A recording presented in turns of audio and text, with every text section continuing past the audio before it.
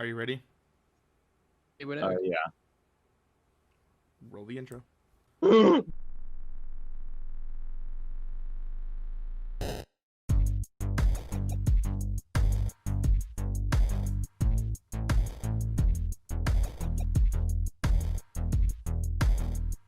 everybody, and welcome back to Bitcade. My name is Ryan Emore. Joining me, like always, is Me, Ashton, yep, the and dude with the face. okay, and Putting me off. okay, and in this very special episode, who else? Dangles. There you go. I didn't know if you're going for the rebrand, so I was like, I don't know what you're going to go by. As of right now, no, there's no reason. Okay, no rebrand yet. Maybe possibly in the future, but we'll see. We'll see what happens. In this episode of Bitcade, we are going to be talking about the PlayStation 5 reveal event. We are going to be talking about Game of the Decade 2015 and 2016, as well as Mixer finally closing the doors. Oh, did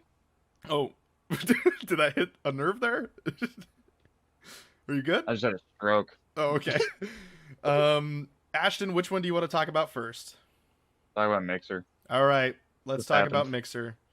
I think as of when this video is coming out, which will probably be the week of the announcement, I think we have a couple weeks left before Mixer is officially shut down.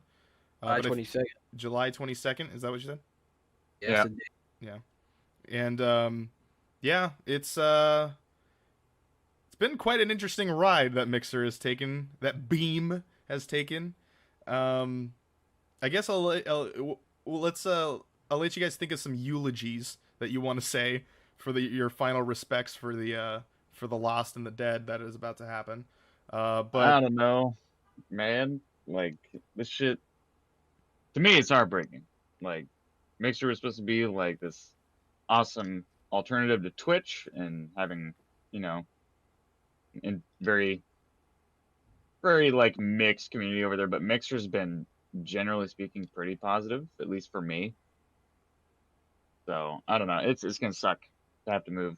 We finally made it to like just right about like 430 followers, and now we get to start all over again on Twitch. So it really sucks. I like the interactivity. I like the competition. Mixer made Twitch better, so I don't feel as terrible going back to Twitch now, because now Twitch is better than when we left it. But I'm still pretty fucking bummed. mm-hmm.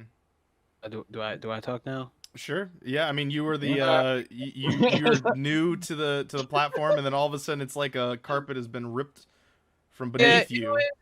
You don't have to ask to speak. We're not slaves anymore. Go on. Hey, Mixer said it, not me. Yeah, wasn't Natalia Domingo? That's actually her name. Yep. Her name was revealed. By the way, fuck that bitch. We'll go into that in a little bit, but is So there any basically, final? It sucks, I honestly do prefer Twitch, but I will say the community on Mixer is much. You find a lot more genuine people. I feel like because people there just know like this platform. I feel like people knew like the platform wasn't gonna be better, but that doesn't mean we shouldn't stop. Twitch had years of development. I'm not saying that Mixer couldn't get there. Like I said, Twitch had years of development, so it was going to take me some time. Could it have got there with the right push? Of course. The community was already good. I like some of the features on Mixer a little better than Twitch. I started out on Twitch, and I feel like I was enjoying the community. From somebody like me, like of course I wasn't at the level like Primal Target. I wasn't at like 400, but I had to have like 100, and I think my number was 147. Or someone like me who just started to do it on a whim in like late December is like, well, damn, who thought I would have got that far? Like, I could have easily seen myself at like 200 by like the end of the year. Now that's not happening. Like, wow, just the way they went about everything is like, well, shit. You felt like it was a cop out, but you got to keep on going. I'm not gonna give up trying to be a streamer. Gotta pick up the pieces and keep it moving. Yeah, man, that's what you got to do. Keep the head up, hell high, save as much as the community you can. Yeah, I mean, I remember even when Ashton and I were talking about like jumping ship from Twitch and moving over to. I mean, we've talked about this a couple times. I mean, when I think the most recent time that we talked about when we left Twitch was because when Ninja or Shroud, or I think it was I think we talked about Mixer a couple times over the last year or so, about when Ninja jumped over and Shroud come over, and then Ewok came over, and all these bigger streamers. Yeah, yes. yeah, and so it's like this. It looked like there was some light at the end of the tunnel that we were all kind of striving to go for with Mixer, and every time I saw Ashton was streaming, the numbers would keep going up, and so I was like, oh, I don't want to mess up the skis there. He's got a motion of PT Nation rolling over there, and then yeah, just the fact that this kind of was very sudden. It's not necessarily like, I mean, we kind of saw writing on the wall, but I mean, for the most part, like generalizing this, how fast this is all going to happen, and how much these dominoes are falling, or the cards of this card house are falling, it's pretty sudden, and how quick they're going to shut this all down. And pretty quick that they moved to Facebook. That was also an interesting move, that Facebook Gaming and Mixer are kind of teaming up for the final weeks, and the influencers and the streamers that are on Mixer currently can be partnered. There's like a partnership thing that they're trying to get moved over there, so you don't start completely from scratch. But I mean, yeah, this is a major source of income for a lot of people, and now it's just like you either can start over on Twitch, or get maybe a fourth or a third of your viewership over on Mixer, or you just push them all to Facebook and try and get there.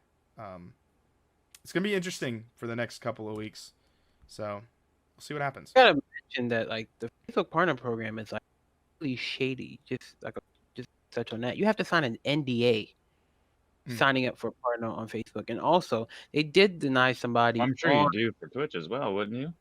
I mean, we signed. I signed some stuff for the affiliates. Yeah. Yeah. There's like certain shit that you get earlier that doesn't go out to like the public. So I'm not surprised if they have an NDA for partnership. And also, they denied somebody who had like 16,000 people partnered already. Mixer just flat out denied. So not everyone's guaranteed, and that's the most heartbreaking part. It's like, all right, Mixer shuts down. All right, where am I gonna go? Facebook? They got a partner program. All right, there's a shred of hope here. Boom, denied. What's wrong with like that guy? Is like more so crushed than any of us could be. That's true. Yeah, I mean, built like. No, I don't have anything. Go. It was just like you built this, right? And you given second chance at making it happen again, to just have it stripped from you again. Mm-hmm. I wouldn't be surprised if that guy just like, I don't know what he's gonna do now. He did say, I think Fox had shared it. He's a war vet too, on top of all that. And now just like, what does this guy do? Yeah, hopefully his community can kind of help him get through there. But yeah, it shouldn't come to that if that's the case. If Facebook, I mean, I just checked out Facebook before we hopped on here, and immediately on their gaming streaming site it says welcome Mixer streamers, and then there's like a whole little clickable button for how to sign in and try to get your stuff moved over. I mean, the benefit of this for Primal Target is we're not completely starting from scratch. I mean, we are technically affiliates still, like we did not lose that status, so we could still theoretically make money, as opposed to when we, on Mixer we could also do that. Were we ever affiliate? Like, were we marked as an affiliate, or were we just? There's no affiliate. There's no affiliate. Okay. On Mixer, we just got access to like Embers early, and because of that, we were able to get paid. We were really paid, yeah, by our community. Yeah. Got it. So yeah, I mean, and with Twitch, the only way of doing that is to be a part of the affiliate program. It's relatively easy to get to that part, but that first 50, the milestones look like they're okay to get to, but the first 50 are really hard. And then you got to not only get the first 50, but then you got to get the viewership up, and that's the really big thing. I think the numbers have actually changed since the last time we were on there. I took a look, and it is posted there for how to actually do that. But I mean, that was the platform I streamed on. I think I streamed on Mixer like 2 or 3 times when we started. And then I got a new job, and that messed up a lot of stuff. And then I just never got around to it. But yeah, I mean, Twitch was where I started streaming, and that's, I looking at some of the stuff they got set up there, it definitely looks like they've changed over the last 2 years of us not being there, and now I do know more people that do stream, and they do stream on Twitch, but I always felt like it was hard to explain what Mixer was to people, and I think that was a thing that was part of this downfall of like when you would see like, oh, there's you go, oh, there's the Twitch booth and there's the Mixer booth. What's Mixer? Oh, it's like the Microsoft streaming thing. Oh, so they just do Xbox? I think so. That's usually how like all those conversations went, and it's I don't think they ever broke out of that. But... No, I don't think so. They had really bad marketing too. Like they were doing really good like the first year that they took over, and they were like, hey, Mixer 2.0 coming out, big ass update. But they didn't ever do like marketing. They didn't like kind of like tell everybody what they were all about and explain what they actually were to people who aren't familiar with like the streaming industry. So I don't know. They didn't really reach out to people who are outside of the industry. Yeah. So how do you feel about these other companies now? Like you got the Caffeine and you got some other streaming stuff. Just for celebrities. I don't know if that's entirely. I think you could stream on Caffeine. I think the reason why they get the celebrities is because they're owned by Apple. So, but how do you feel about? Like, do you feel like this is writing on the wall for those companies, or do you think that Mixer's kind of? Okay. I think this is gonna scare people to not want to go with anybody new because Microsoft was new and it was like had a lot of money, and if they can't get their shit together with the amount of resources Microsoft has and a platform that should have gave Twitch a run for its money, I really feel like people are going to be like very weary of checking out any of these newer smaller platforms, even like D Live, and you say Caffeine. I feel like they're just going to be doomed to fail now because Mixer was supposed to be like this Twitch alternative, basically. It's like basically have a community. Like if you were to talk to anybody who watches Mixer regularly, it was supposed to be like Twitch Lite, the light side of Twitch. It's supposed to be that, and have them play tug of war. Mixer versus Twitch, and Facebook gaming was kind of a side thing. IGTV was kind of a an afterthought. But now, out of the turntables. So I feel like it's writing on the wall for a lot of these other companies, sadly. Because you want as much competition as you can get, so that way, everything keeps getting better. Because Twitch hadn't done jack shit for years in terms of like making their platform better. And then Mixer came along and okay, boom. I was like, in recent times, because before we move on to like some of the influences that maybe Mixer had on Twitch, I want to let Tyler get in on some of this. How do you feel about that same thing? Like, do you feel, because I mean, as a Mixer streamer, like, do you feel like these other companies are going to start running scared, or do you think they're going to start steering into it a little bit more? Or honestly, I feel like the other companies just not going to be as brave as Mixer was. Mixer like did challenge a little bit. I mean, they bought big Twitch streamers, so I honestly gotta say, I feel like no one's gonna really step up to bat. It'll be really surprising. I mean, it was like that one shot in the dark that a couple of friends of mine had talked about. Like, oh, what if Ninja and Shroud start their own website? I'm like, wow, that would be cool. Not gonna fucking happen. I feel like everybody has the same fear. I feel like Mixer was getting eventually. How are we gonna beat Twitch? And I feel like they just come to the same conclusion. We're not. Why try after a while? So I feel like Mixer like can't like. Started off a little strong, like we know what we want to do, we're gonna go for it. But after a while, it's just like that morale just dwindled to simply nothing because like what can we do? This big behemoth of a company, and it's been several times where I've had talks like, what can Mixer do in terms of like acquiring like a partnership with somebody like Twitch has Amazon. I have no idea who Mixer ever partnered with.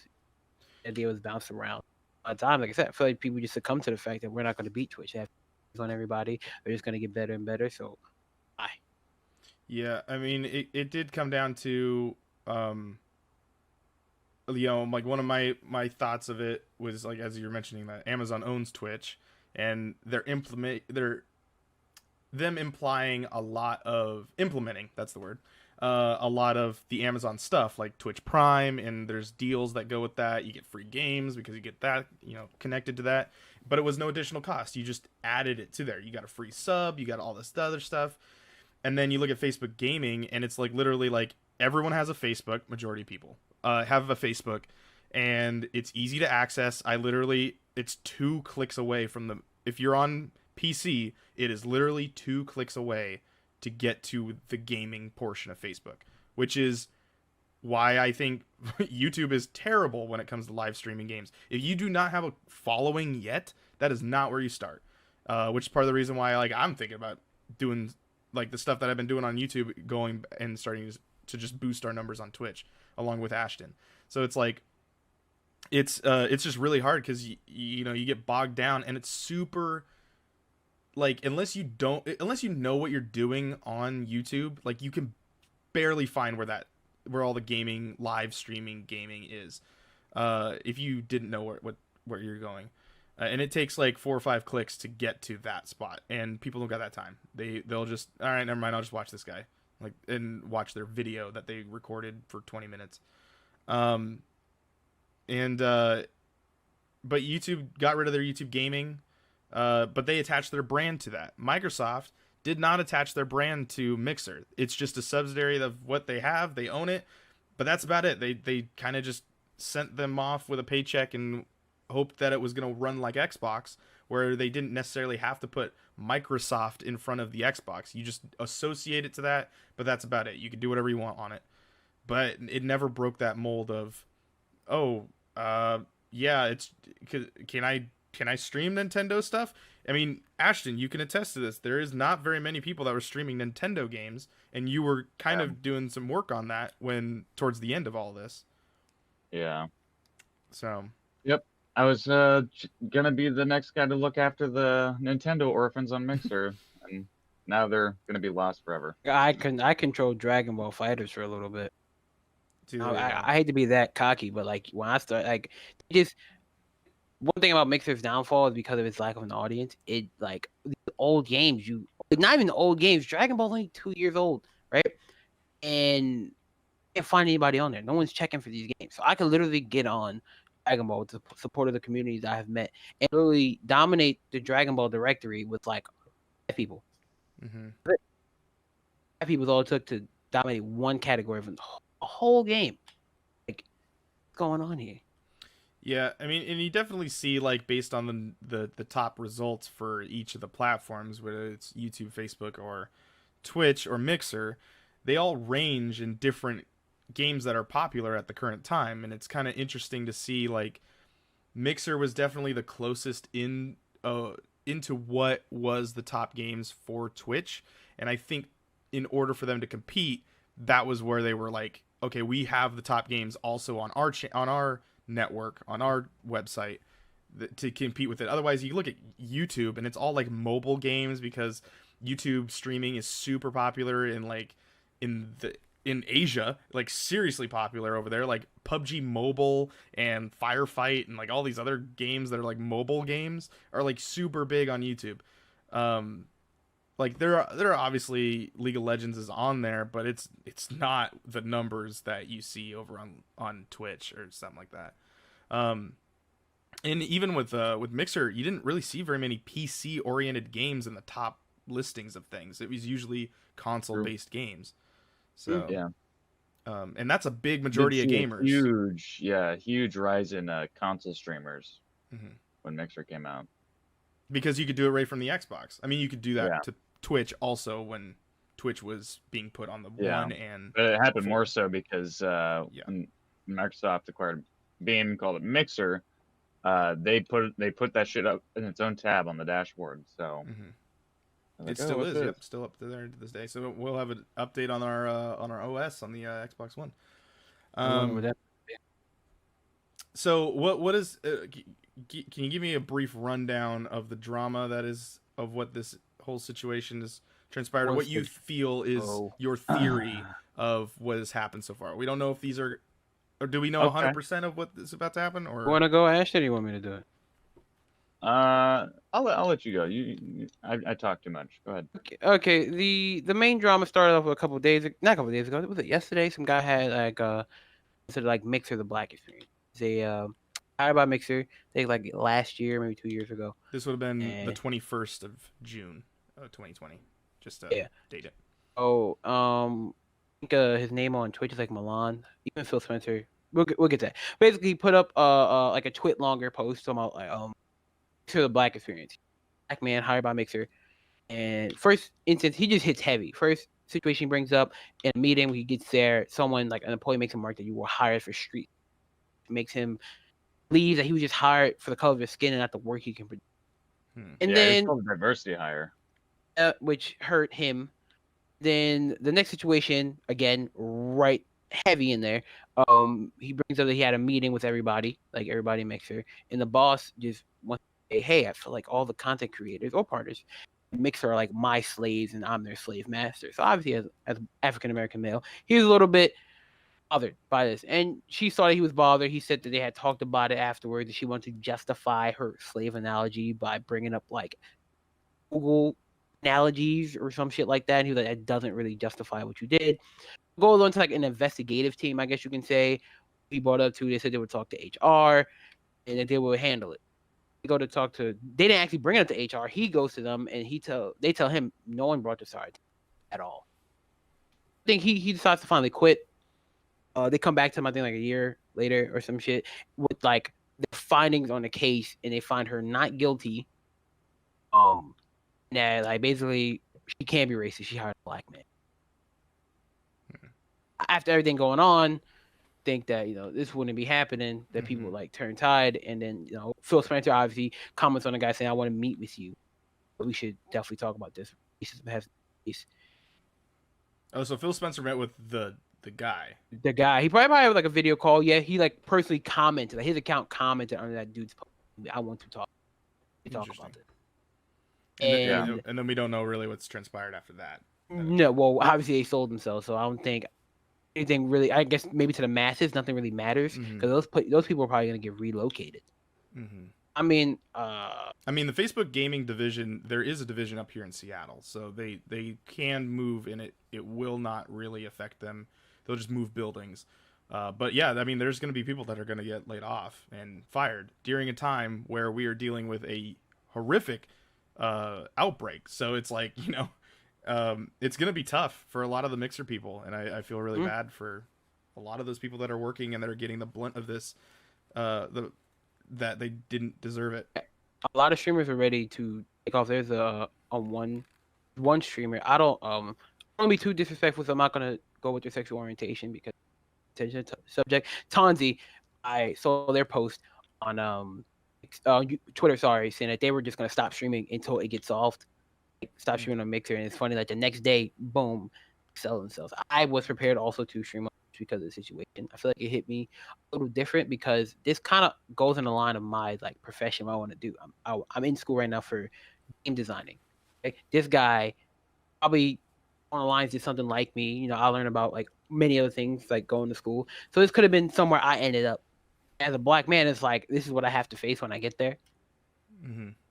The first thing you don't think about racism when you go to game design. You don't think about that. You have to because this is the real world, but you don't think about it because games always portray themselves, or game studios always portray themselves to be very inclusive. Like let's get everybody involved. We don't like really fly for that. Even like it's in Xbox and PlayStation and Nintendo does like for like Pride Month. Everybody's all about that, but to still have employees just feel this way. And like I told his brother, we were talking, Phil Spencer may talk about this and talk to him about it too. If they never sold themselves, Phil Spencer probably would have saw it through. But the thing is, you cannot just fire one person because you have to blame the HR group. You also have to blame the people investigating it all because you decided this person was not guilty. You can't just get rid of one person. You have to get rid of several branches of one company. As me and Ashton talked about, Mixer is very small. I would have been a severe blow. Maybe that's why they sold. So if you have to like this, just unravels a whole lot of shit that you have to see through, and it reveals there's a whole bunch of people like this. If that happens, if they investigated it, and you have to get rid of all those people. Then you're left with what, 6 people in Mixer? Because a couple months ago they were describing, a Mixer employee was describing them to be a skeleton crew. Yikes. Oh, and low morale at that. Oh, it's like if they would have fired all those people, then Mixer would have.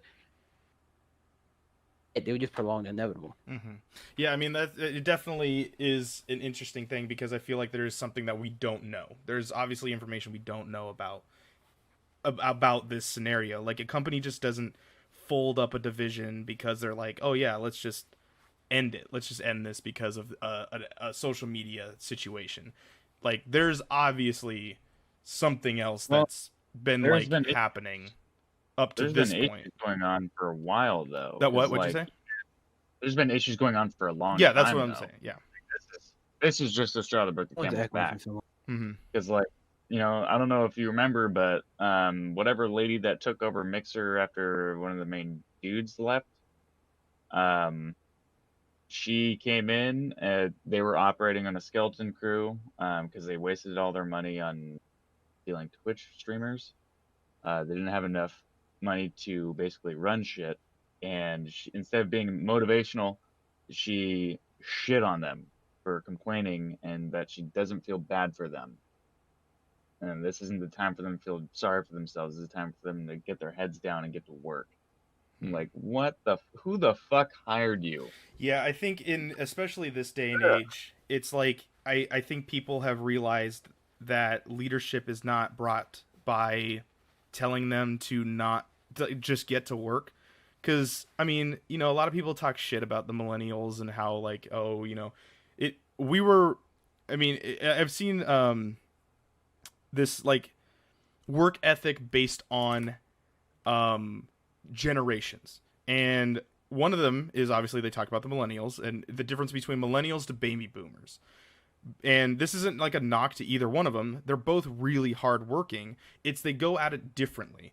Baby boomers will go to work, do the work, get it done, ask no questions. Because they know that by just putting their head down and doing the work, they can get it done. And they can get it done well. We, as kids, were taught always ask questions. You remember that in the library, Ashton, when we were in elementary school? Yeah. It said, there's never a dumb question. It was literally in the library to always ask questions. Because you were never dumb on asking it. It's how you learn. It's how you adapt to it. Oh, library. My father told me that. He never let me do anything unanswered. Or like if I told him never mind, he'd be like, no, I want you to tell me right now. Yeah, I mean, it comes down to a thing of it's not because we're trying to disrespect somebody. It's literally because we're trying to understand the situation at hand. So now when you have who's going to be working in streaming is a pretty new media. So that's pretty millennial. So those people are going to go in and they're going to start asking questions. And when you get a boss that comes in and says, get your head down and start working, there's going to be some tension there. And if that person doesn't change and adapt to the majority of people working, like we live in the day and age of now, that does not work. If your workers don't want to work, you fucking don't get work done. And people will fucking fight over it. Yeah, people will fight and they don't mind going on strike for it. And that's happens all the time. Yeah, and I mean we're seeing it now in the day and age of situations that don't even necessarily have to do with work.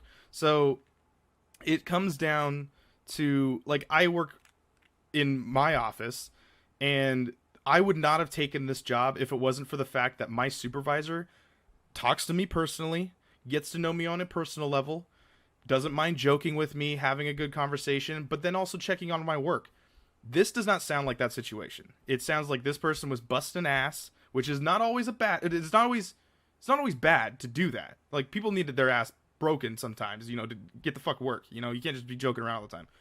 But this sounds like this person that was put in charge was just a huge downfall and a bad decision and one of the dominoes that was part of the fall of Mixer. So, but that's just me as a third-party person. So there's just a slew of bad decision after bad decision. It's just like they couldn't hire the right people to take care of this fucking massive investment.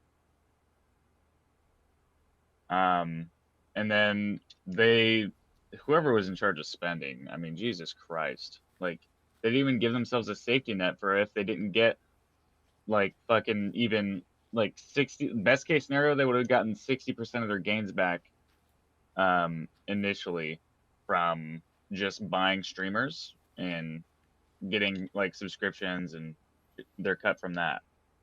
They didn't have really advertising set up. They didn't have any fucking like thing going on or plans that they released to the public of like how they were going to be making money in the first place. Mm-hmm. Like they just, I don't know. It's like they gave a grown ass infant the reins of a fucking company, and they just spent all their money, and we're like, oh, what happened? I don't understand. I don't what happened. Like, did they? I'm honestly curious of like the level of experience between of the people that they hired to manage that shit. Mm-hmm. I am legitimately curious because there's no fucking way they were even remotely involved in like the industry prior. Like, there's no fucking way, because like I get sometimes you gotta buy some talent, bring people over, steal from the competition. I get that, but like have a plan, and they didn't do that, and then Yeah. they See, fumbled and fumbled and fumbled every little fucking thing. that's and it where just I went think way there was worse. some other shenanigans going on, because I think the Ninja and Shroud and a couple other people, I think they were feeling like they were fine. There was something else that went wrong that we're not being told right now. I And do know, Sure. like streamers like what you call, somebody today was like talking about like out and like and choice to go over. You do realize a couple, I think, months ago when they first switched in Fox's Discord, we had talked about this, that Courage, who went to YouTube, Ninja, Shroud, Gathalion, all Twitch streamers who went to Mixer are under the same agency corporation. I don't think the choice to leave was their own.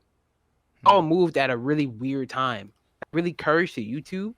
You put Ninja and Shroud, Gathalion, all on Twitch. I mean, all on Mixer. Hmm.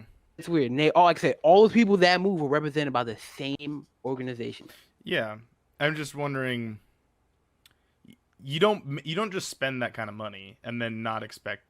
I mean, Ashton Did could be you hear right. what Facebook wanted to offer Ninja and Shroud? No. Wanted to offer them double of what Mixer gave them. That means Well, I Ninja would mean, have earned. Facebook's got the money to kind of. No, Ninja would have earned 60 mil. Or Shroud would have got 20. Just to get them to go with Facebook. They both declined though. And I think they had Mixer like buy them out of their account.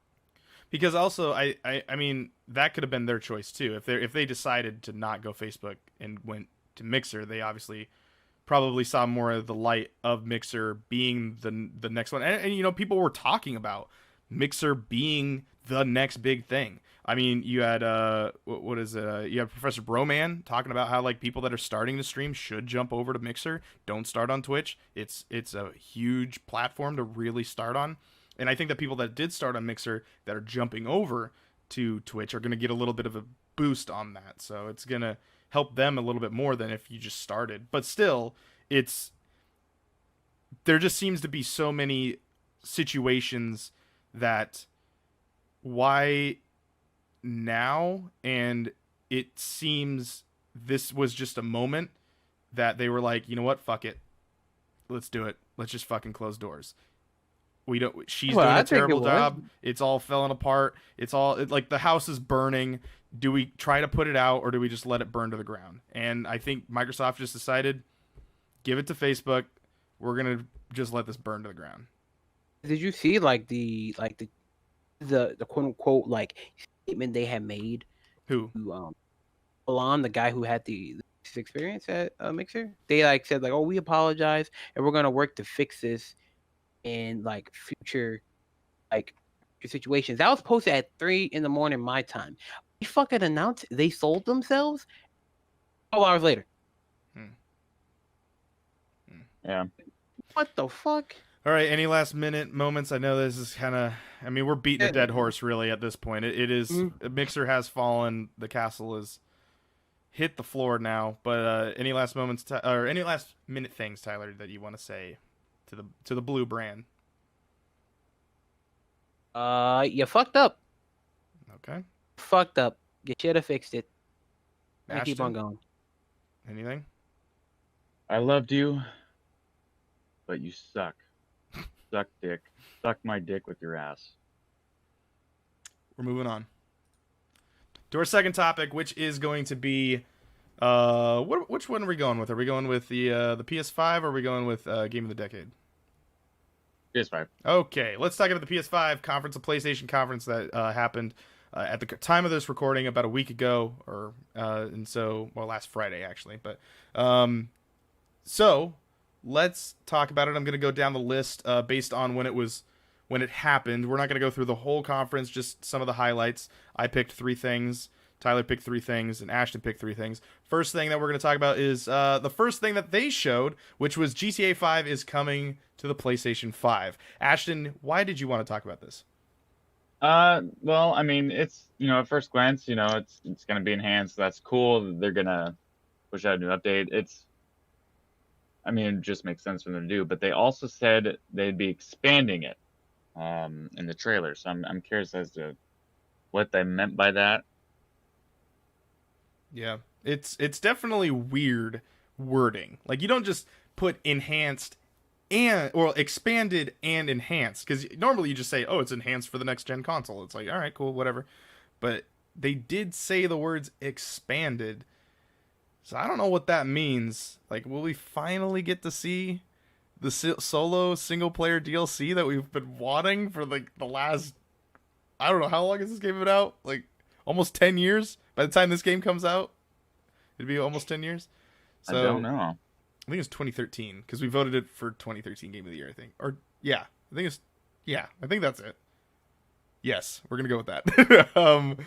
For it's coming 2021, so coming next year, not anytime soon, because there is no early release. It just says 2021. Tyler, do you feel anything in your Ghiblies about GTA 5 getting put on a third console? Better fucking be different. 7 years in to be done. Mm-hmm. The DLCs are slowing up, so I would only hope if they're moving it to next gen, that opens up an opportunity for bigger and better things. You have better hardware to work with. You're not limited in any way. Maybe an expansion of the world itself. Maybe could be. The consoles could handle that. Like, just something different, something new. Not giving us GTA 6 right away. Just, you gotta keep us entertained. Yeah, that is the thing. With us getting GTA 5, and obviously GTA Online will be coming along with it, what is, that GTA 6 doesn't look like it's happening anytime soon. Like, it seems like that's a 22, 23, maybe 24 release, with the fact of, because, I mean, Rockstar's even said, the only way that GTA 5 is going to die is that we have to kill it. So. Yeah, pretty much. It's going to be interesting. They can really take their time with GTA 6. Mm-hmm. I mean, they have so much money now. So it's just like they're still getting passive income. It's not only one game anymore, though, too. I mean, you got the Red Dead people also paying some money for that, for those. Yeah, but I think it's a different studio. It's still Rockstar. Like, the brand still gets it. I mean, Take-Two really gets it, but it's Rockstar. The brand still gets the money, and then they split them out amongst the things. But yeah, it's definitely crazy that we're getting GTA 5 for a third time, and you know what that means? That means we're gonna buy it a fucking third time. And you know what's even worse? Huh? It does have smart delivery? So? Yeah. I don't. Well, the PlayStation didn't say that, so we'll see if that comes to PlayStation. I know they've been very selective on some of the games that are getting that on their end. Maybe GTA. I mean, it should, because I'm sure it's not like quite. It's similar, but it's not quite the same thing. But like, we already have smart delivery. Like, yeah, you get an Xbox One, you can get the Xbox One X enhanced version for free. For some games, yes, but I don't know if for all games. Not for all games not that all are time. Enhanced, yeah. For example, like Madden. Madden is a timed version of that. So if you buy Madden on Xbox One, I think your redemption is like, I think March, and then if you don't get it within that time frame, you do not get it for Series X. So there are some games that are timed exclusive on that. So you got to pay attention. I meant for like the One X though. I'm talking about the One X right now, like what we already have. You're talking about the Series X, the next gen. Wait, what? What are you trying to? Okay, I may have been. What was your point then? What were you saying then? Well, my point was that a lot of these, like we already get smart delivery for free on current gen games. If we get an Xbox One X, not a Series X, a One X, Yeah. what we have, Yep. we get those updates for free. But again, it is based on the developer. What do you mean by updates? Oh, like an HD version Like of Halo it? 5, like Halo 5 is Xbox One X enhanced. You get Okay. that update for free if you have a One X. That's what you're saying. Okay, well, smart delivery is if you purchase it, you get the game on the other console for free. That's what smart delivery is. So if you buy, for example, CD Projekt Red's Cyberpunk Right, 2077. If you bought Cyberpunk, if you were buying Cyberpunk on Xbox One, you will get the Xbox Series X version for free because of the upgrade. Now that's right. That's the same thing as what I just said. well, you're just saying enhanced on the one. Yeah, That's just thing. enhanced Pretty on the much the one same is thing. just a graphic situation. I'm talking about you get the game on the Series X for free. So the two consoles, you have to buy the game. Okay, so smart delivery is you buy the game on one generation of the console, you get the other generation of the console for free. That is a timed thing that's Right. happening for specific games. It's not on all Right. games, and PlayStation doesn't have that unless it's specified. I think they just revealed that one of the games will have that. I don't know if that was Cyberpunk. I would have to check. It was some big game that is also getting smart delivery. But that's not what they're calling it. That's an Xbox branded thing. That's their own thing. If you Right. get Destroy All Humans on the Xbox, the first one, if you get that on the Xbox, there is an update that's called the enhanced update of that. That is just, you're just getting a graphic upgrade. There's no difference. You can literally play that on any console. It's not a big deal. But like the smart delivery, that phrase is for specifically the Xbox One to the Series X. That's a generational term that they're using.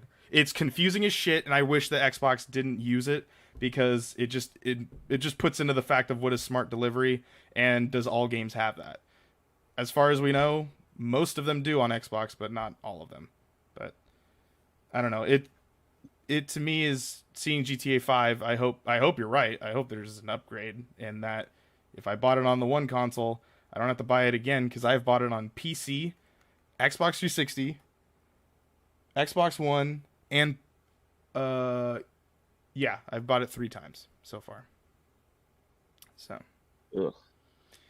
yeah, that's what happens. And then my dad bought it, so I've seen too many copies of that freaking game. But What's next? the next one is we'll go into what Tyler thinks about this one. Spider-Man Miles Morales. This is the standalone sort of game, full game. I guess it's a full game. DLC. Yeah. What was that? No, it just doesn't have the runtime that the first Spider-Man had. Yeah, it's not the $60 level of it. I think it is coming out at 40. Is it, or did they even say that? But anyway, how do you feel about Spider-Man Miles Morales? We're getting some. I need to fucking get that game. I have to. It's like it looks great, and I also did want to play the original, like the first Spider-Man to come out. Was it just like Marvel's Amazing Spider-Man or whatever? Yeah, it came out last year. I wanted to play that too, but like this one, I gotta play it. It looks nice. They had one of the songs I really like in the trailer, so made me super hype. I streamed it that day too. It was like it's Jaden Smith and Kid Cudi On My Way or whatever. That song I feel like fitted perfectly. It was really and good I'm gonna say this now. Shout out to the black people that work at Insomniac. Because Miles Morales got himself a fucking fade. Yeah, I mean, I looked at the character models of both in the Spider-Man, in Marvel Spider-Man, the one that just recently came out, and then this trailer, and he definitely looks more realistic. Like he doesn't, like in the other game, he just looks like some character, but in this one, he actually looks like they focus on his character model. Yeah. Yeah. we need African American people to have more like defined hairstyles, and they did it. Which shout out to Insomniac. I want to play this game. Get money for a PlayStation 5. That'd be my first purchase. Gotta get that all digital edition. Probably, yeah. Fucking disc because I get it. If I get it as a gift from my brother and he like messes up a disc, I'm gonna give him a fade. Right? That's the end of that. You better not. Make him fade to black. Yeah, But yeah, go ahead. I need to play it. Like I said, I'm really excited about it. It looks good. I was excited for the other one to come out. I didn't watch anybody play the first one, so I'm glad for that because I always knew I want to play this game. I'm waiting for that release. Yeah, I mean, I played it at PAX, and then I also own it. And when I played it at PAX, I'm like, yeah, the swinging feels very fluid. I wouldn't necessarily give it. I mean, I understand why some people would have given it Game of the Year. I did not think it was really at the quality of that. Because I felt like there were some things that they could have tweaked on, where it's like, I hate when games like try to force you to do side mission stuff. They're like, yeah, you maybe want to go do that thing so you don't get the snot kicked out of you, and then go and do that 7 more times, and you're like, okay, I kind of want to get back to the story now. But of what the game looks great. I mean, running on a PS4 Pro, I ran it in HDR, and colors pop. It looks great. Insomniac did a great job on it. It was a sad moment when they made the game too good, because then Sony bought Insomniac, so we will not be seeing Sunset Overdrive anytime soon. But it's it's cool to see that that they got the recognition that Insomniac is kind of always needed, and the fact that PlayStation didn't pick them up sooner actually shocked me. But it's definitely cool to see that this game put them on the map and actually made it so that Disney starts thinking about, oh yeah, maybe we shouldn't just focus on one company making our freaking franchise of games. Like, maybe we should split them up. So, and they don't have to correlate to the movies. It could be just, here's a Spider-Man game, like, and it leaves more of a creativeness to the studio. So, I'm curious to see what we're gonna see with Miles now. But yeah. The next one that we have here is Ashton's pick, Ratchet and Clank Rift Apart. We got to see a gameplay trailer, and then we got to see a little bit of gameplay along with it, with the whole dimensional warping and things like that they can do in this game. But why did this stand out to you? It just looked really cool and like a lot of fun. It looked really chaotic. I didn't ever own a Ratchet and Clank game. I played the demo at the store when that was a thing back in the 2000s. Yeah, I don't know. It just looked really good. It looked like a lot of fun. Something fresh, something different, because we don't have any other games like it right now. So it's definitely filling an empty space. Yeah, a little 3D platformer sort of game. Yeah. Like we had like Lucky's Tale, but I mean that's a baby game. Tyler, did this stand out to you a little bit, or you moved on from it? Ratchet and Clank. I don't know. I feel like with this one, I thought like the first one didn't play it. Like the first, I guess, remaster they did. Was that like a whole like? That was a remake. That was like a reboot. That's the thing that kind of throws me off. I would need to play that one first. I honestly thought that one was just a remaster, so I was like, "Oh, this is pretty fucking."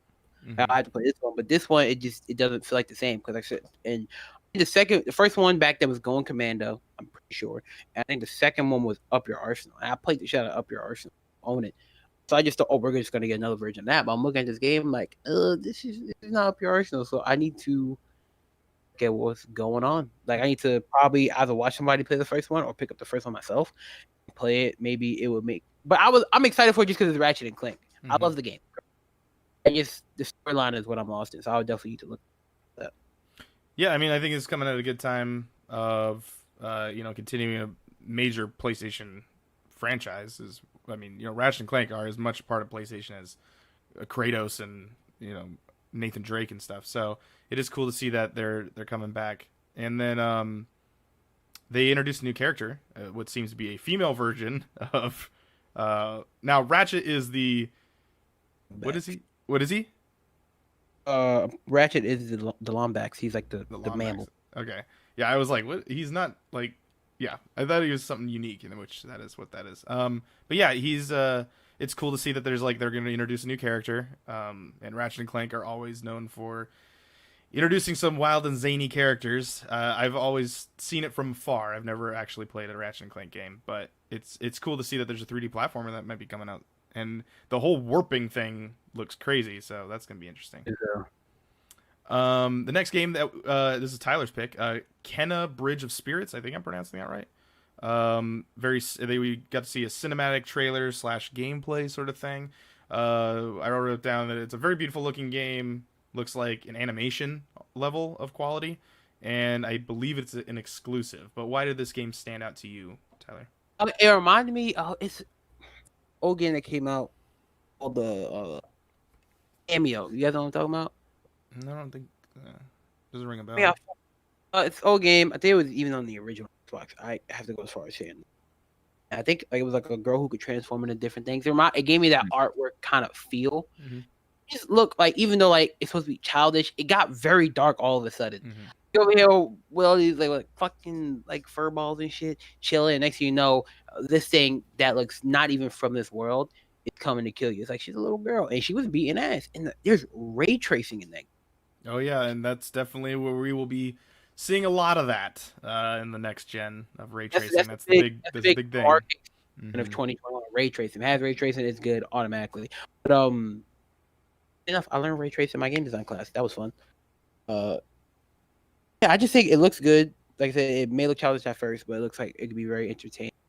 It gives me also like a some of the colors give me like a Ori, not as vibrant as Ori, but sort of like a Ori feel to it. Nice. It could be interesting. Mm-hmm. Yeah, I mean, it looks really cool. I don't know what I mean. It could have been an engine. It definitely looked like it was an engine. And I think we saw gameplay. So yeah, I mean, it looks crazy, awesome. So, Ashton, any words on it? No. Okay. We move on to Godfall, which is PlayStation 4's big exclusive company. Or sorry, this is a PS5 game that's coming out in holiday 2020. So this year. And Tyler, this was also your pick. What stood out with Godfall? This medieval sort of thing? I mean, fantasy sort of style? You can take it more than medieval. It's like it's close to fantasy. It's like Dark Souls and like Final Fantasy had a weird love child. It's like, while it gives me a Dark Souls kind of feel, it goes way further than that. The combat looks clean, graphics clean, and just like the premise of it. I don't really understand what the fuck the story is, but the fighting just looks amazing. Mm-hmm. Makes a little more into that. Ashton, this was also on your radar after during the draft. Actually, I believe you drafted this game. So, now that you've seen some gameplay of it, how do you feel of it? Oh, it looks way better than when I first saw it. That's good. The gameplay looks fucking sick. Mm-hmm. Godfall was so big, it crashed my stream. I know. Yeah, dude, that game actually looks super nice. It'll definitely be a purchase after I get digital PS5 because I'm not gonna get a normal one because I'm poor. Well, we don't know the prices. You know, unless even after all this, you guys are trying to hit up our PayPal. Yeah, head over to twitch.tv/Primal_Target and subscribe. Yeah, I mean, after watching this, I was like, this is a unique choice of music for this game. But yeah, it definitely looks cool. I mean, it doesn't really float my boat too much, but I mean, I'll love it from afar. I respect it for what it is. It's just not my style of game. So, the next one was Deathloop, which is from man, I did not look it up. I was gonna look it up. It is a sort of a time loop, first person kind of game. Has a grindhouse look to it, which I was like, I really love this style, this like old kind of grainy 70s vibe that I have to it. Dropped the F-bomb on a PlayStation live stream, which I thought was a bold move. Yeah, I think it definitely looks cool. Like, and it's Bethesda's. It's a Bethesda game, but I'm trying to find out who actually is making this game. Did this stand out to anybody else? Deathloop? Yeah, that looked tight. It's like to me, it was like a okay. What I'm concerned about is the person, because it's like you're like the guy, and there's a girl hunting you who takes fun in killing you. Is that going to be an actual person online? No, I believe it's a part of the story. This goes back to Bethesda's conference last year because they also announced this. That's when they announced Deathloop. Whereas I think this is a.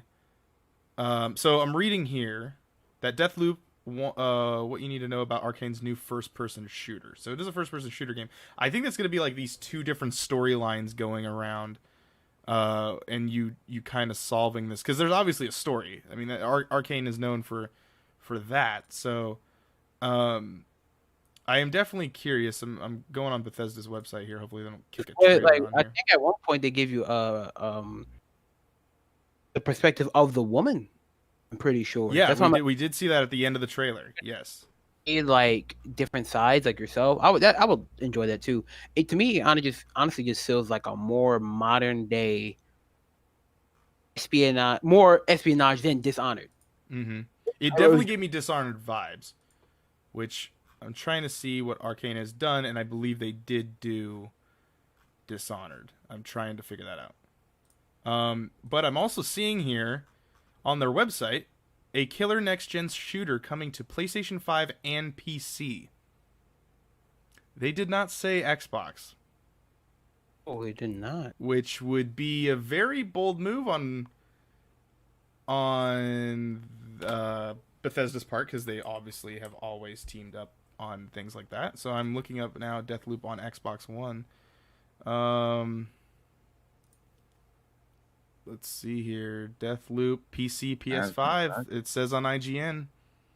Arcane Studios. So that's going to be interesting if they pull the whole exclusive thing. Now, we don't know because Xbox has not done their conference yet, so we don't know what entirely they got going on. We could easily see in a month that this game's coming, and it's just marketing that they don't want you to... There could be a contract signed with Arcane to do this with them. Make it look like we're the only ones getting it. Exactly. And it works. You'd be surprised. And it does. It works a lot. Everybody thought the Xbox wasn't going to get the next Resident Evil, but they are. Yeah, and they also didn't think that they were going to get Red Dead Redemption, and then they did. So the games that Arcane has made is they have made Prey, all the DLC to that, Dishonored, and Dishonored 2, and that seems to be the games that Arcane has worked on. So Dishonored, Prey, and then obviously the new Deathloop. So, but yeah, so that's that. It just looks cool. I like the style of the game, and I'll probably pick it up on PC because my PC will probably run better than a PlayStation 4. Or 5. So fuck them. The next game on the list is Resident Evil 8 Village. I did pick this game, but I'm curious to hear what you guys think about it before I go into my Resident Evil spiel about this. I mean, like, it's kind of... it's really just a teaser trailer. There's nothing really to it. It looked in-engine, though. That looked RE engine right there. Yeah, it did. It did. I don't know. There's not much you can really say about it because they didn't really show a whole lot. Mm-hmm. Tyler? I didn't even beat 7. I just, honestly, I feel like... I don't know. If I didn't really like Resident Evil beforehand... Not saying me and you had this conversation. I don't dislike Resident Evil. I'm more so not like a puzzle and horror kind of guy. I want it's how I feel about the fantasy style games. I love it from afar. I appreciate it, but it's not mine. I enjoy watching people like speedrun and acting, but me playing is like stressful. Stressful. It's just like after a while, it's like you get tired of running, bruh. It's not an MMO. Like I think in Resident Evil 2 remake, which I do want to see that to the end, so I'm probably gonna go back and beat it. I'm up to the part where Mr. X is actually running around and chasing your ass. You have to like find the parts for a fuse box. So it's like I said, just the running around and all that. I don't know how I really like. I wasn't really a fan of Resident Evil 7 only for like the first person aspect. I did kind of like the third view, but of course they're gonna do it. The thing I tell you I don't like about Resident Evil 8 is how fucking Chris looks.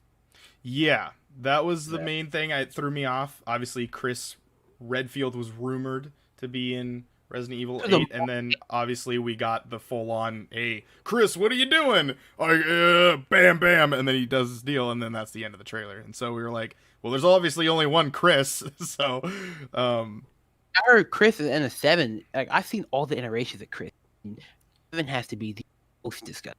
yeah, it's gonna be interesting to see where Resident Evil goes, and obviously, we're on the 8th freaking game, which is crazy. Like that Resident Evil has now like revived itself, ironically, but it's like, but it's like it's so interesting to see that this franchise has literally brought itself into becoming like what it was. They did what game companies should do, and it's part of the reason why, like, we can kind of touch upon EA throughout this talking of the PlayStation 5 reveal, but that's what I worry about Skate. I'm like, I was talking with Nate, my roommate, of I don't know if a Skate game, like if we got Skate 3 in the current gen console, I don't think that game's going to survive. Like, because that was a game for that time period. It wasn't, it's a different era of video games now. It's playing with the groups of friends. And if I can't do that in Skate, I don't know how like a 2010 game can revive itself. And we've seen groups. Yeah, you can't play. No, but what I'm saying is, if that's my point of it is, in using Skate as the example, is like we've seen those types of games fail, where they're like, oh, we're just gonna do the same thing we did back then. Now, Tony Hawk did that, fucking failed. No one wanted to play that shit, and it ran like garbage because they weren't used to playing that game anymore. Like, we've moved on, and that's how games have evolved into playing these other games, is like we keep going and moving forward and changing things, and eventually we get to a new modern era of like first-person shooters. A first-person shooter is not what we were playing 10, 15 years ago. It's totally different now. It's faster, it's more team oriented. It's not run gun and like do your own shit. Like, if you want to win, you got to work as a team. Like, that's now what shooters are. So what Resident Evil did is they literally were like, we're going to go back to the drawing board, and we're going to scare the shit out of whoever the fuck plays our game. And that's what 7 was. And then they were like, you know what's even scarier? Put the whole game in fucking VR and have them play it through the whole game. And like, they just revived it. They just took it and made it new again. And that's what they did with Resident Evil 2 and 3, where they were like, we can't have these tank controls. It's just not going to work. No one's going to want to play it. It's just not going to work. We're going to make it so that save points are more optional because games are longer, so they have to have a save spot. And everything that they did fixed those games into being a modern game. And that's why I think the RE team is really good at what they're doing right now. They're just knocking it out of the park. And it makes me so sad that Silent Hill did not get the treatment that it deserved from Konami. But hey, here we are in 2020 looking at PT wondering what happened. But I don't know. I'm curious to see what happens next with Resident Evil. But I think it'll do fine. I don't. It was never one of those like top selling games, though. To be fair, I do think I have True. like I can take a lot of like ideas from it, like giving off like games that come around nowadays. If you're gonna make it better, I would see like an implication. Like if you ever played like NBA games, have like a park, like basically like probably 100 people or so, like in its different basketball courts. You could walk to this basketball court to play a game, but just everybody in there is a player, and something like that with Skate. Like everybody around you is in this big ass fucking park. Like, I have the technology to do it. I guarantee you the Xbox can handle, or the PlayStation can handle something like that.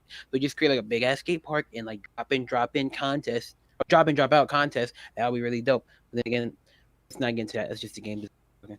yeah, I mean, like, it does go to.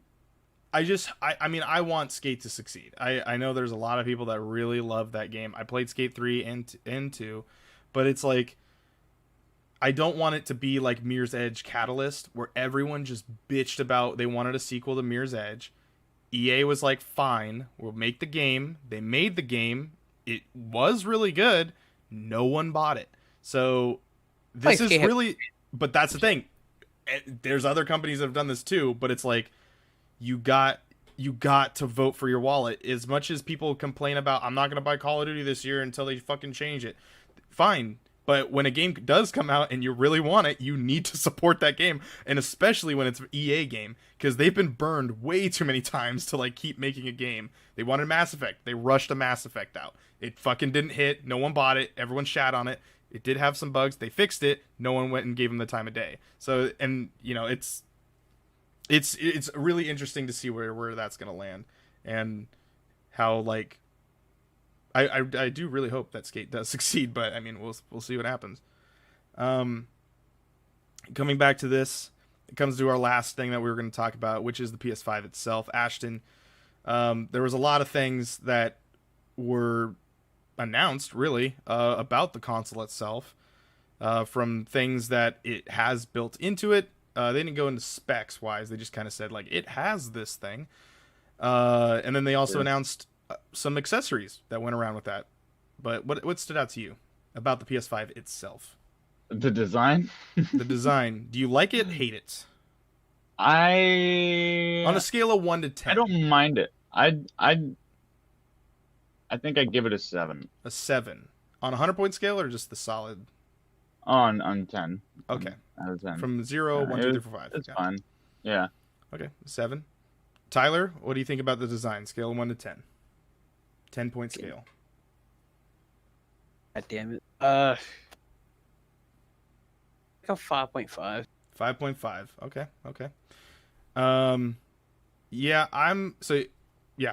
For me, I'd probably give it a 6 if we were going on a 10-point scale. And I'll get into that in a second. So, Ashton, you gave it the highest of the scores. Why? What was the score you gave it? I can't remember. 7. 7. Why 7? My thing is like, yeah, there's some weird shit going on. I don't like the fins. I think the fins are. Have you seen the meme of Seto Kaiba's head on top of it? And it's yeah, like his fucking jacket. Yeah, yeah. But so you don't like the fins. What do you like about it? Because you gave it a 7, which means that's good. So I don't know. I don't mind the two. I think it would have looked better black. Okay, yeah, black. Yeah, okay. But I mean, I don't know. So someone made a good point. I forgot who I was watching, but basically, it looks the way that we thought a long time ago that gaming consoles would look in the future. It's exactly what we thought it was, but now we don't really want that. It looks like the Alienware Aurora. It looks like an Alienware. I'm bringing back my old joke. That shit looked like something on Camino. That was really good. That was a really good joke. I'm gonna create it like the Camino joke is definitely great. Where you see you're gonna see Django Fett walking in the background when you're loading up your PlayStation. I don't know. I just like that they went with a bold look. It is bold. It's definitely bold. I personally don't mind a console that stands out. I mean, it's not in my fucking living room. I don't play on a big screen TV. You know, if you're like, here's my thing. Like, if you look at like any serious gamers or people who have like a bunch of money to spend, they like to make their PC setup look really fucking cool. Like, go PAX BYOC, for example. Like, you have people with like RGB everything. You have people that literally make builds to be like aesthetically shocking just to like look at. Like, how the fuck did you make that? And I don't know. I feel like it's leaking into the console here. And I think it should be kind of celebrated, you know, just to be able to like go with bold designs. It doesn't have to be just for people who are casual gamers. You know, where it fits in with everything on your entertainment center, and that you're basically using it to play one game, mainly being Call of Duty, and using it as a Blu-ray player. Like, I don't think we need to make boring designs. 4K like Blu-ray player. Yeah. The new edition. It's the first. Already exists on the Xbox One. No, first time. Yeah, it is weird that was a selling point on the fucking video. Like, I've had that's on like the S. That is on the S. It is the only PlayStation to this day is the only console that does not have a 4K, like comparing to the Xbox and the PlayStation. Obviously, the Switch doesn't have it, but I don't know. My thing is like I like that they went on the bold move. I kind of like it, but I have some misgivings about it. Like before I grade it too harshly, I want to know exactly why they made it that way. Mm-hmm. If there's any reasoning behind it in terms of like functionality, like how the Xbox looks, it looks like that, so they can keep it smaller, and the way that they have the cooling system working with the fans, everything's stacked up on top of each other like a hamburger. Mm-hmm. So I mean Yeah. they did it all functionality. That's what Xbox design is, and this one's more for flair. I have a feeling. So that's the reason I gave it a 7. Yeah. I mean, I gave it a 6, which is okay. I don't like white consoles. I think they are gaudy and they stand out way too much. It's part of the reason why my you did make some fair points. I just wanted to clarify. Ashton made some very fair points, and I agree with him on a lot of what he said. It's just me personally, I don't like white consoles. I never have owned one. I choose not to buy them because I don't like them sitting on my desk. Like, there's a big old white thing in front of me. As opposed to all of my consoles are black or they're special editions. So, like, my 360 is a Gears of War one, but it's dark red and black. My PS3 is dark blue. My PlayStation Pro is black, and my Xbox Series X is black. So, like, and my Switch is black. So, like, I prefer a darker console because in my mind, I'm very picky when it comes to borders around my screen. I would prefer. It's part of the reason why I thought the iPhone, when it had a white border around it, I thought it looked terrible. Because every time I look at my screen, guess where my eyes are being drawn to? The fucking white square around my phone. So when they decided, I always owned a black screened iPhone. So if that mean I needed to buy a space gray phone, I bought a space gray phone. I didn't care what color it was, as long as the front screen was black. So yeah, I think when it comes to that, you don't want something that's eye catching. I mean, it could be eye catching and still be a solid dark color. Like, to me, I just bought the Alienware Aurora. There is a white model. It's called the Lunar White, and Dark Side of the Moon is the two colors. And one is white, which looks almost exactly like the PS5. It's glossy. It's white as shit. And then there's the Dark Side of the Moon, which is solid black. And I think colors pop out of that. The RGB lighting on it really shines because now there isn't this, like, my eye isn't drawn to the corners of it. It's drawn to the glowing light of it. And I don't know. I just always prefer that. When I saw the mock-ups of the Miles Morales Spider-Man edition, I was like, yeah, I would definitely buy that console if it was in black because it looks slick. Going on to, like, the texture panels, like the inside of the panel is cool. Textured, and as you were explaining before, what are those textures? What is the texture? It's the face buttons, like, so it's the X, square, circle, triangle buttons, but very tiny. Texture, very tiny. You gotta, like, really look in it. So, yeah, and I just think the design of it could have been better with it being a solid black color. I know a lot of people freak out about the white one because they always want the white one. If it's not this color, it's the one they want is the other color. And I have never been that way when there was a black console. And I was very happy with last gen when they were both black. So that was and I've since, got them. I didn't want the white Xbox One, which Jameson has. He has the fatty Xbox One. That's white. But yeah, I don't know. It just didn't get that. It's too much for me. It just looks too much. It's like there's a lot going on sitting right there, and then the size of this motherfucker is big, fucking huge. There's a picture of a guy, a Japanese man, standing there, and it's as big as his torso. And I'm like, are you fucking kidding me? That is. And then there's a meme that just came out where Phil Spencer's holding just this piece of cardboard with a PlayStation logo on it, and it goes from his shoulders to the ground. I was like, that's pretty funny. God. And he's actually doing it. That's not a doctored photo, but it's But yeah, I'm just like, God, that thing's so fucking huge. And the fact that PlayStation people will not fucking stop riding the dick that is PlayStation.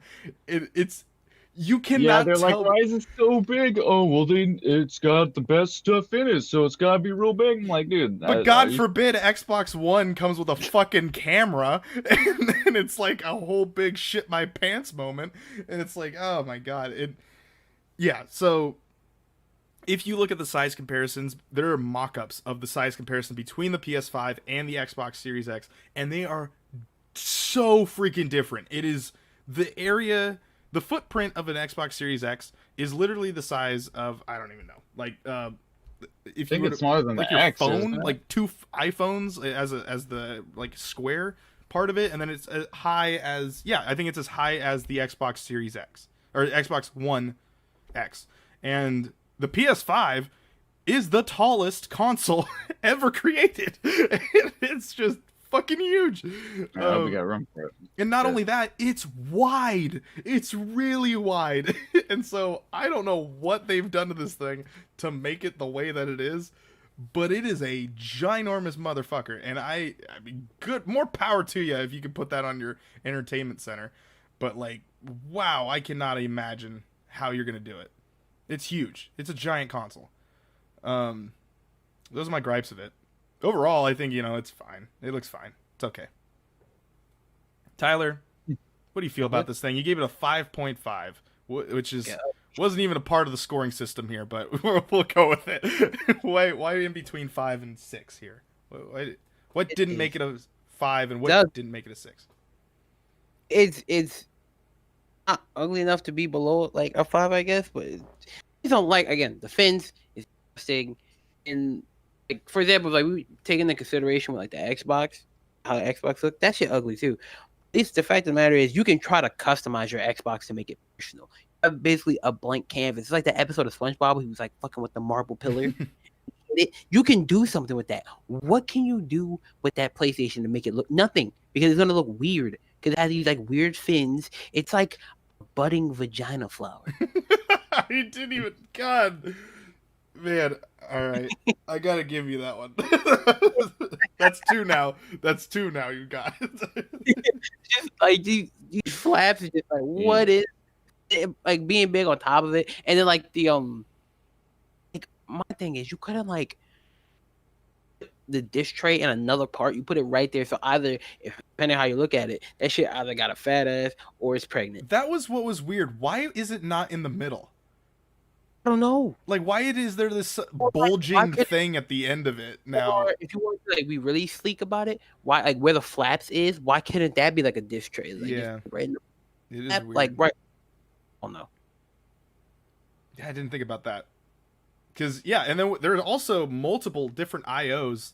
The IO on the front of the PS5 is weird. There were some slots in there that I was like, "What the hell is that? Is that a SD slot? Like, what the fuck is that?"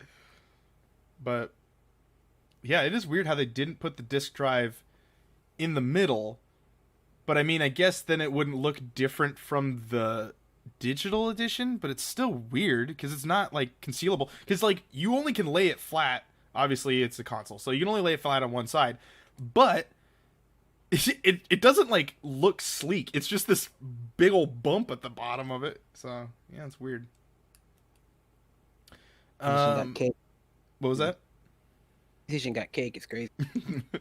As Ashton mentioned, there is a digital version of it, so there will be 2 consoles. Xbox has not officially announced a secondary console. There is a heavy rumor. It's just literally at the point of Xbox just needs to say it. We need to hear it from Phil Spencer himself. Rumor that it's going to be like 400, and then they're making like it's like a mock image of what they think the how Xbox is a console S. It's a mock image of like another console that I will honestly prefer this because like I feel like I can fucking toss this thing around. It's like Xbox Series X, but like a perfect square. Like take what you have and cut it in half. I'm like, that looks clean. Yeah. That's just what was codenamed Lockhart, which was what I was talking about Bitcade at E3 last year. Mm-hmm. So yeah, it's still heavily rumored.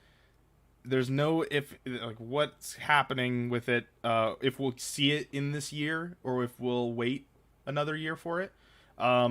There's also, I was talking with Nate, the roommate, and and when we were talking about it, he was mentioning that he was reading that it could be called the Xbox Series S, and that the it could be as low as $200. That is from one source that he had found, but I thought it was relatively interesting. Probably won't be that low. But it could. It's supposed. I don't know. That's a lot of rumor. I'm not gonna go back on that article because I didn't read it, but I was just hearing about it. But it was just something to think about. Of like, it would be very interesting for Microsoft just to come out and say like, hey, this is our underpowered console. It literally just gets the job done. It's weaker even. It's just essentially an Xbox One, just able to play all the new stuff. Graphically, it runs. It does the business and gets it done.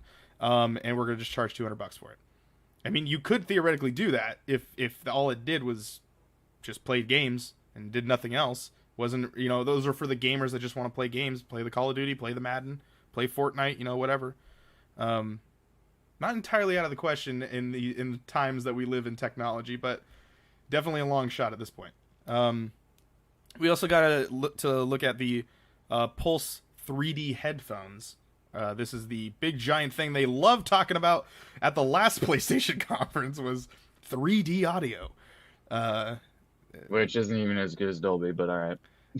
We also got to see the DualSense a little bit more, which we already knew was the PS5 controller. That was the only thing we actually did see for a really long time until this conference. We got a media remote coming. That's cool, I guess.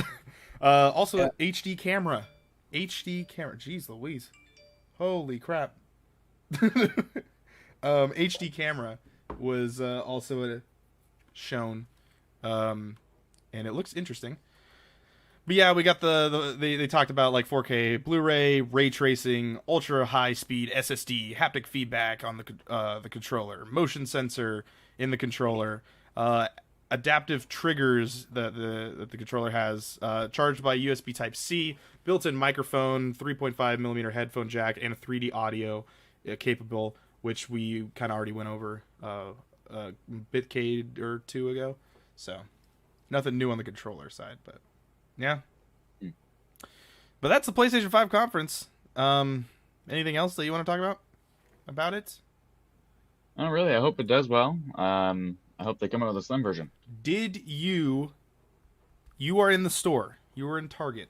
You see the Xbox Series X and you see the PlayStation 5. Which one are you getting, Ashton? Series X. Series X? Tyler? Yeah. Did this sell you on a PlayStation 5? No. No. Go on Xbox still.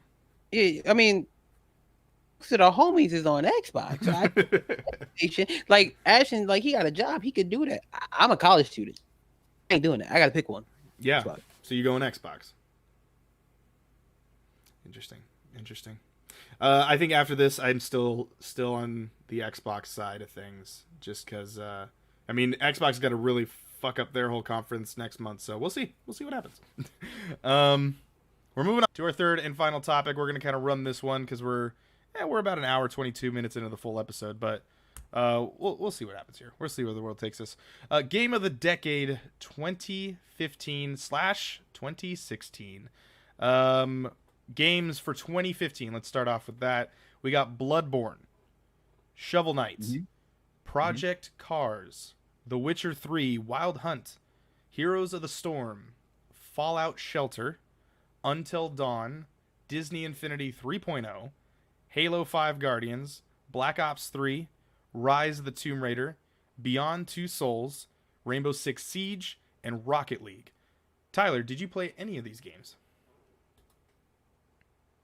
No. Played a lot of them.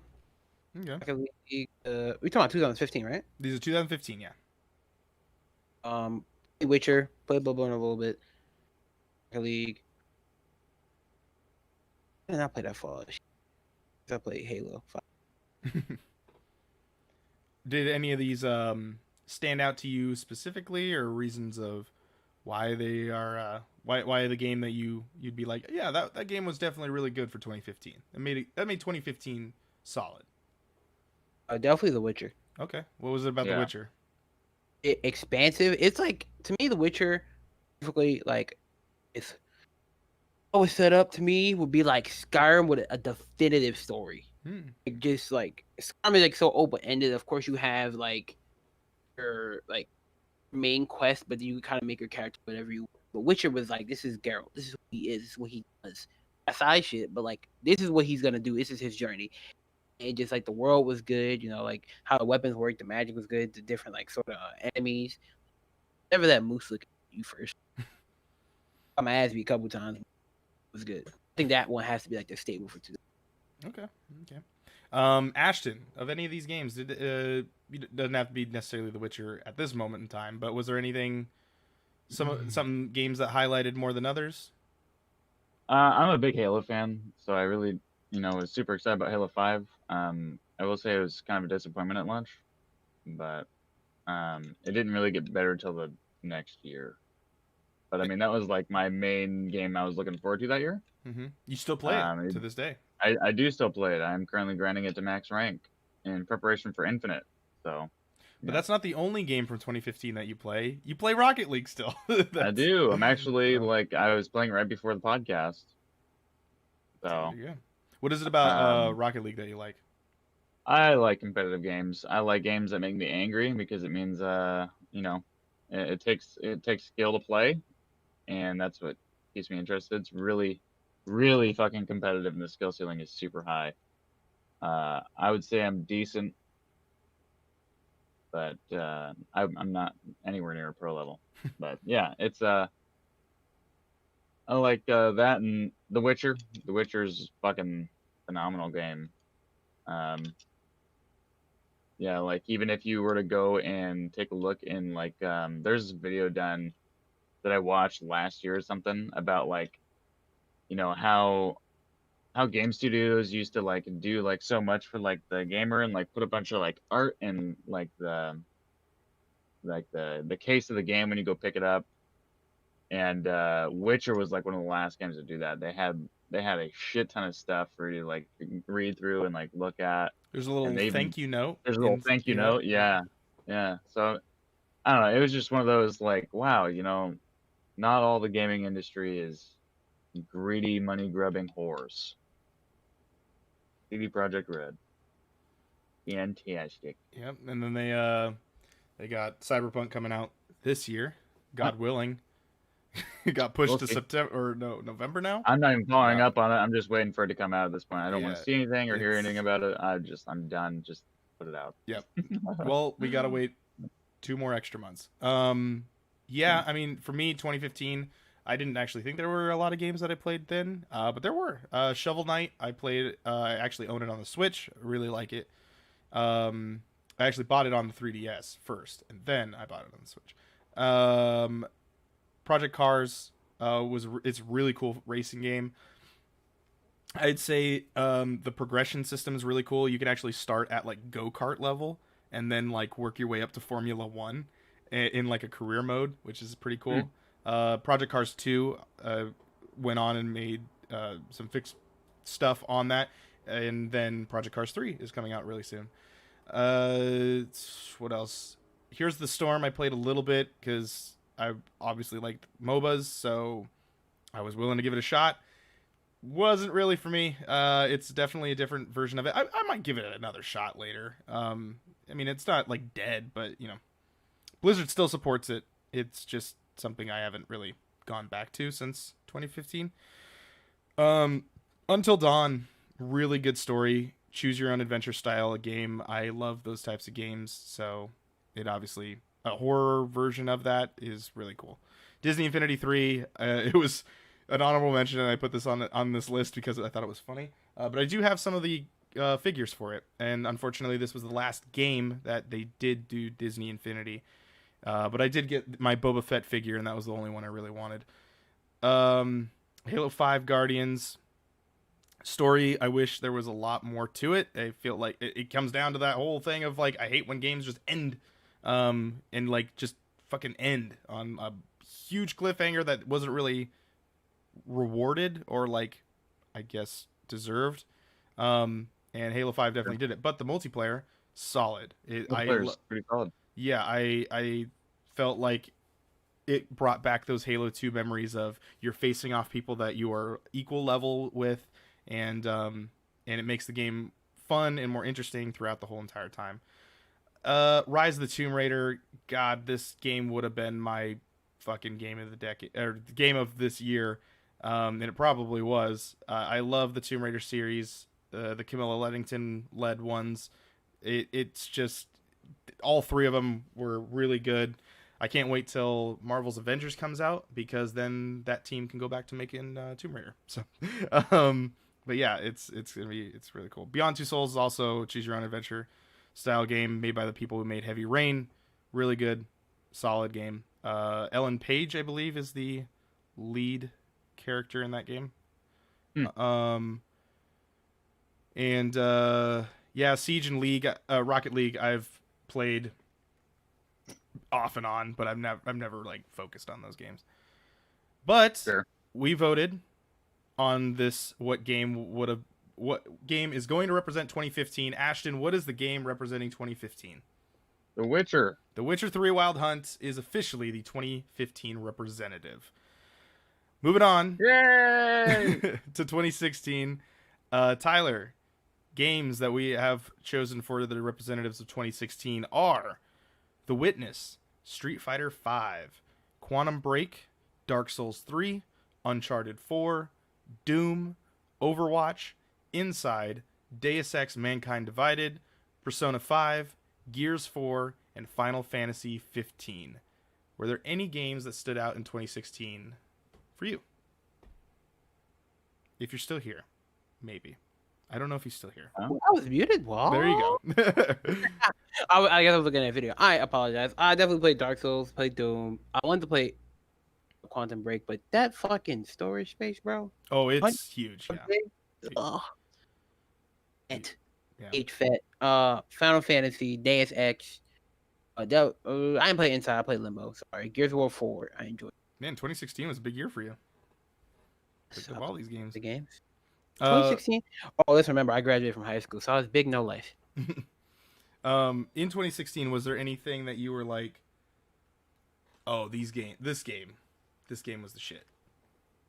It was for me personally, Final Fantasy. What was it about Final Fantasy that stood out that you're like, oh, yeah, coming from Square Enix, because like I used to play Kingdom Hearts when I was like PlayStation 2, came from Mm-hmm. that was my shit. And I guess the memory, the shit that like stays with you, like the friendship things.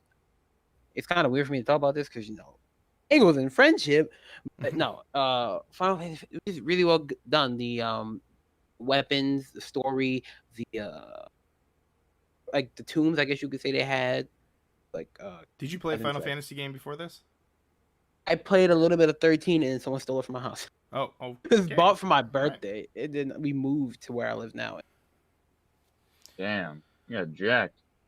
I did. And I was actually enjoying that game a shit ton. Now it's I think it's on Game Pass, isn't it? 13? 13 is not the mobile. No, 15. 15 is what I'm talking about. 15, yeah. I have to finish that one. I have to finish 15 because we talked about last time. Xbox deleted my save on 15. And I was like 2 chapters from beating the game. I was like, what the hell? Well, maybe computer Twitch, Final Fantasy 15. Well, who knows? But yeah, that was about it. The map was huge.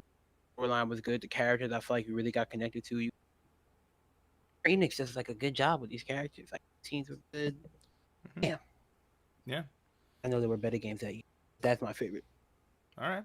Ashton, was there any games that stood out to you in the year 2016? I mean, it wasn't really a big game year for me. I couldn't really get into Gears 4.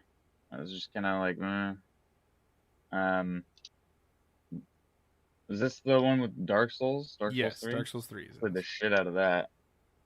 I think I've beaten it twice. I beat the New Game Plus, and then when I went to Twitch, which weirdly enough we're going back, I might pick it up again to finish my Broken Sword run on it. I don't know. That game was the first Dark Souls game I played, got into, and I just had a lot of fun with it.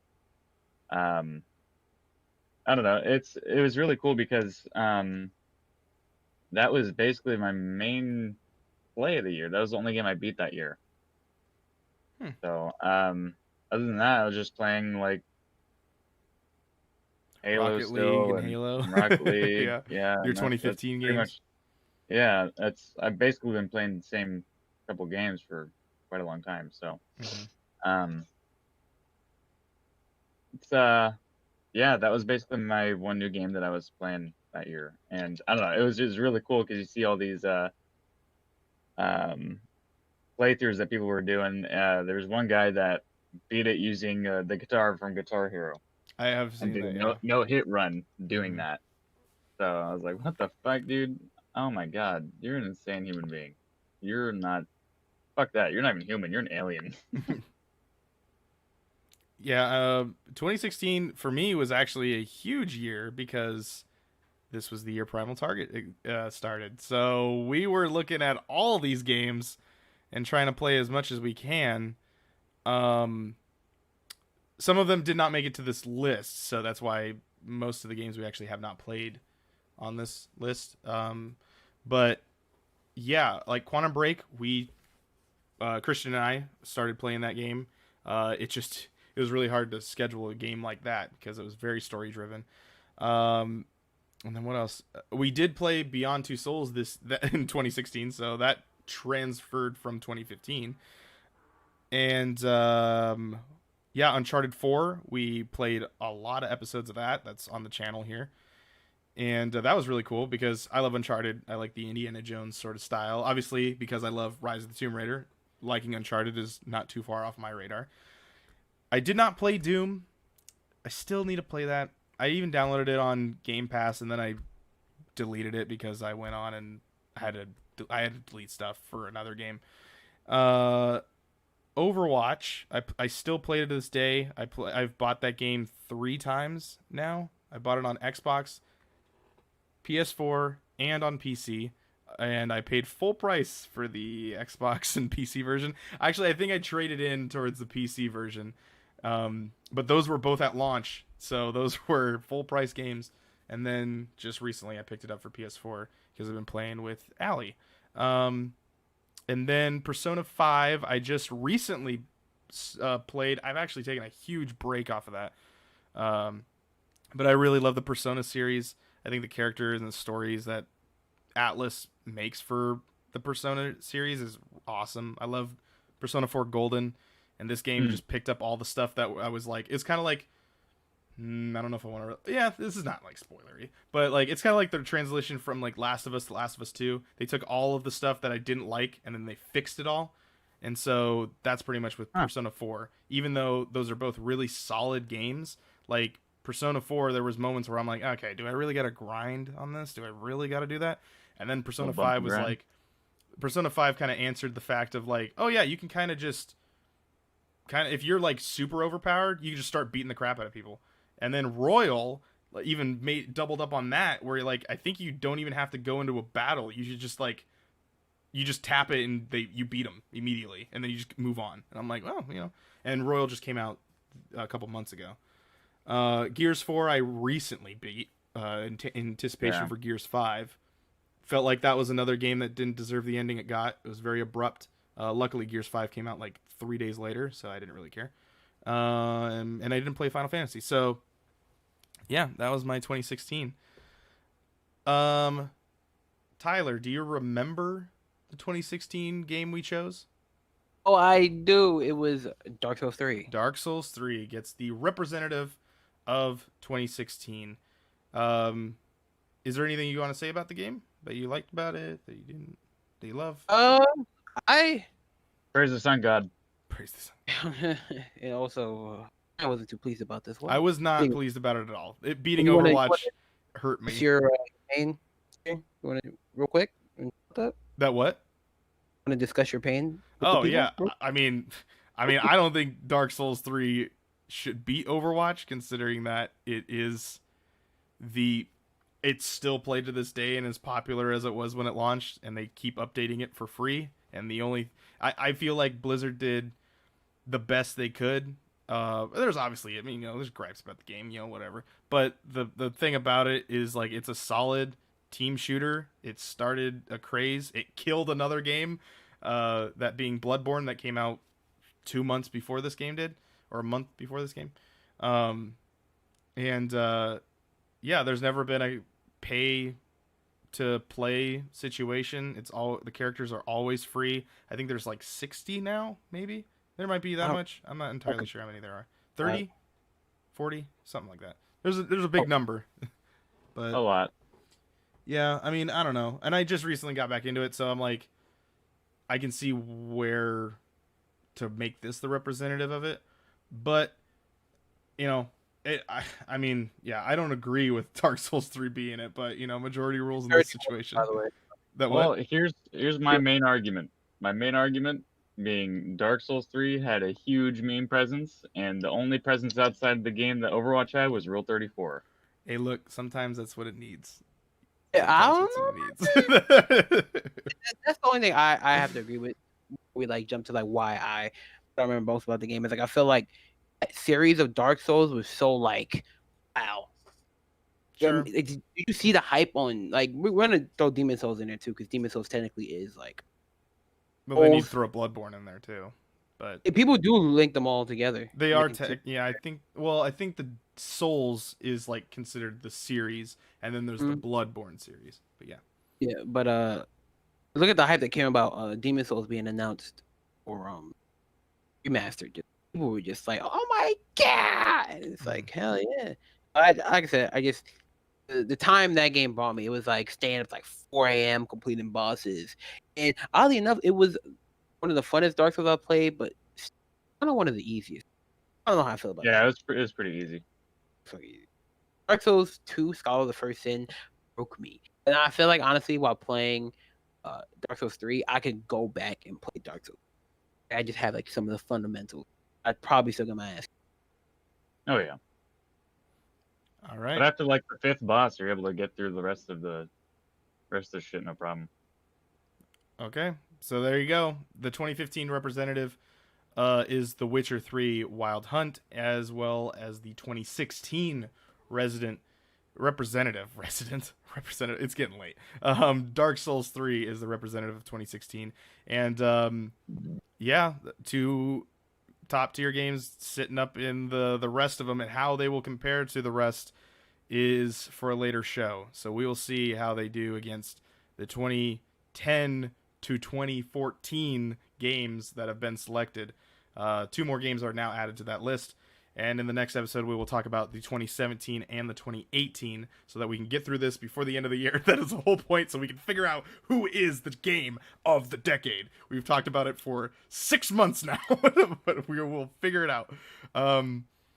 Yeah, any final words on Game of the Decades, guys? No. Okay. Ladies and gentlemen, thank you. Oh, go ahead. What did you say? I feel like at the end of it all, should probably Minecraft. That Minecraft will be the one? We'll see. Probably not. But hey, you gotta think about it in a whole.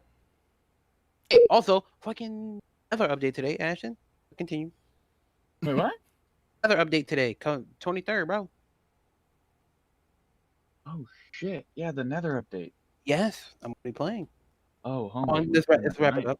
Yep. I was just letting you go. But ladies and gentlemen, thank you guys so much for listening. If you want to listen to any of our podcasts, make sure you go and subscribe to us over there on iTunes.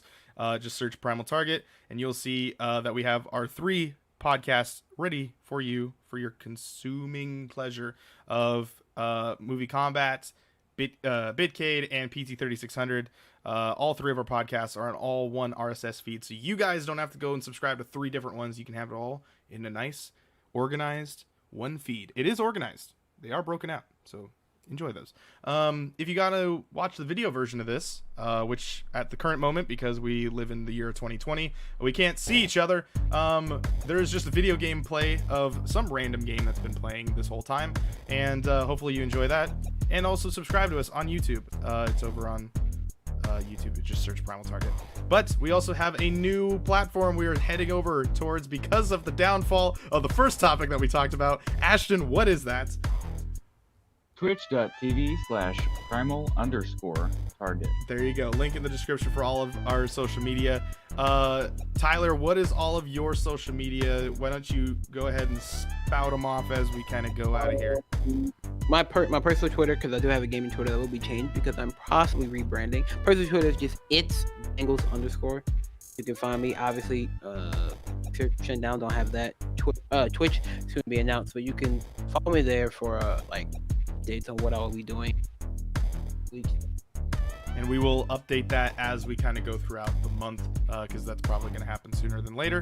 But we all just got all this information today. This is literally the announcement of Mixer being shut down, so it's all kind of happening today. So we thought we should talk about it, and that's why it was the first episode. So, and Tyler's links are all in the description for you to click upon. Please go and show the PT love over on his social medias as much as you possibly can. Spread it like the plague. And that is going to be it. Thank you, Tyler. Thank you, Ashton. And we'll see you guys in the next video. Good night, everybody. Good night.